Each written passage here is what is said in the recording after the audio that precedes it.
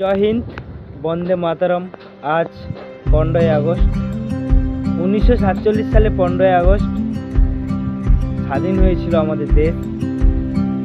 আর এই দেশ স্বাধীন হয়েছিল, তার পেছনে, এই দেশের স্বাধীন হওয়ার পেছনে অনেকের প্রাণ গেছে।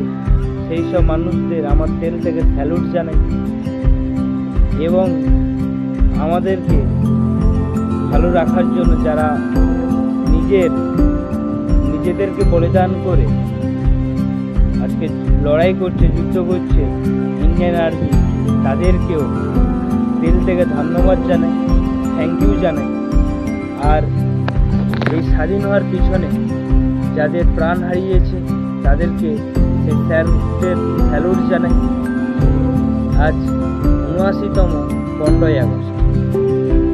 আমার তরফ থেকে সবাইকে 15ই আগস্টে শুভ স্বাধীনতা দিবসে প্রীতি শুভেচ্ছা, অভিনন্দন।